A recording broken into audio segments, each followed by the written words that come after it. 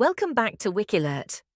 Today, the vibrant sounds of Assamese music and the Northeast's cultural heartbeat have fallen into a profound, echoing silence, one that resonates across borders and generations. The devastating news broke just this morning, September 19, 2025, that Zubeen Garg, the beloved singer, composer, actor, and true rock star of the Northeast, tragically lost his life at the age of 52 in a scuba diving accident off the coast of Singapore. He had traveled there to perform at the Northeast India Festival, a celebration meant to showcase the region's spirit, but what should have been a joyous moment turned into unimaginable sorrow.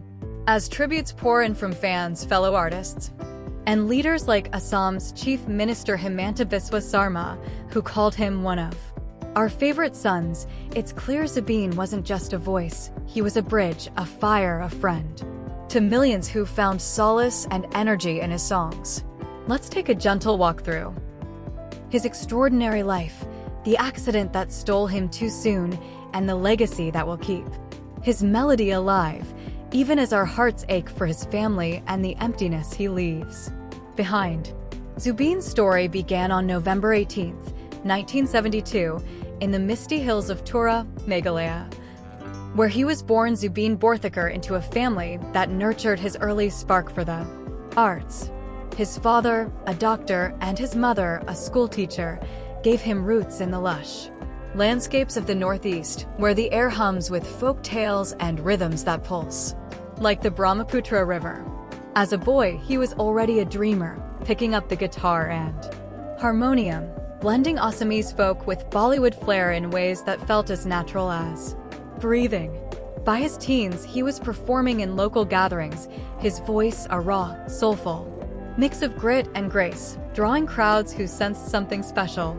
He adopted the stage name Garg in the 90s, honoring his Gatra, and by 1992, at just 19, he released his debut album Anamika, a collection of Assamese tracks that hinted at the phenomenon he'd become.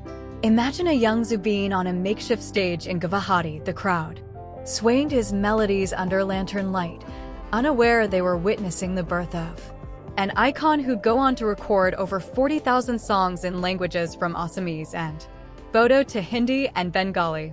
It was that unyielding passion, that refusal to stay in one lane, that made him the heartbeat of his people.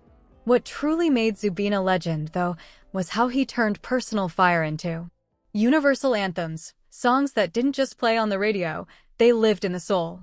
His big Bollywood breakthrough came in 2006 with Ya Ali from Gangster, a haunting Sufi-inspired track that skyrocketed to the top of the charts, earning him a Filmfare nomination and introducing his raw emotion to a national audience.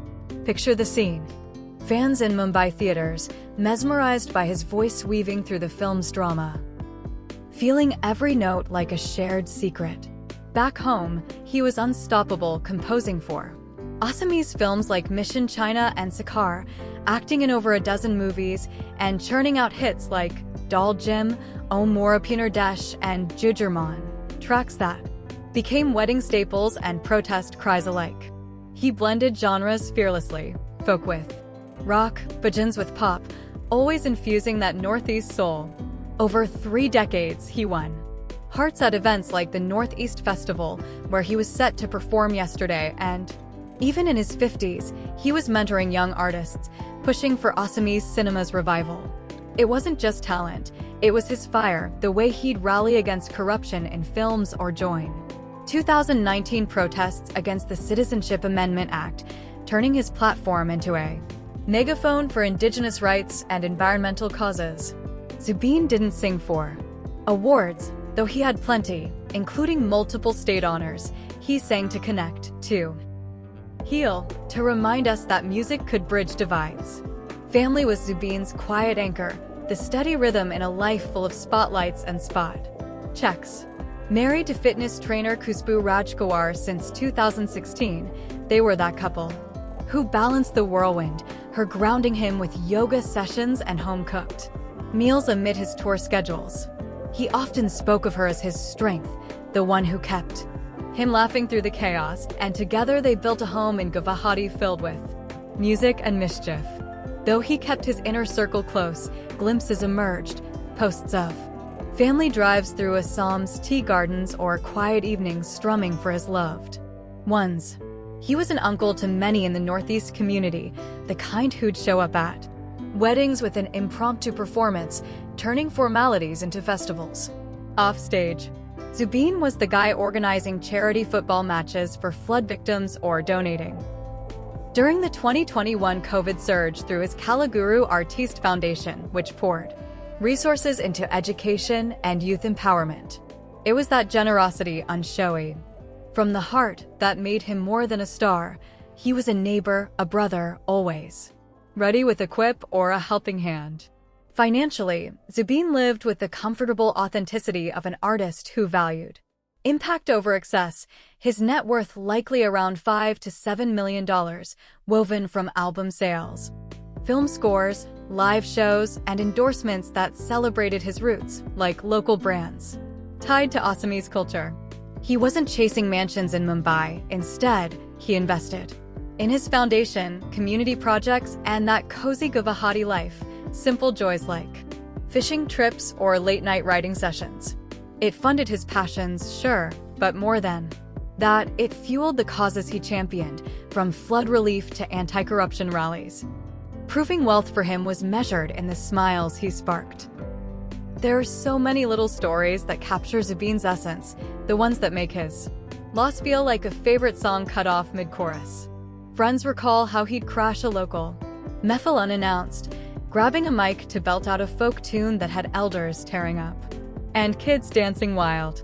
Or that time in 2019, during the CAA protests, when he led a rally in Guwahati, his voice rising above the chants like a call to arms, turning anger into unity. Even in Singapore, just days ago, he shared an Instagram video hyping the festival. His grin infectious as he invited fans to come feel the Northeast vibe. Yesterday's dive was meant to be a quick adventure before his set, a chance to soak in the seas. Calm, but breathing difficulties struck underwater, and despite frantic CPR from crew members and a rush to Singapore General Hospital, he was declared dead at 5:14 p.m. local time, around 2:30 p.m. India time. It's the cruel irony of it all, a man who breathed life into every note, silenced by a moment beneath the waves.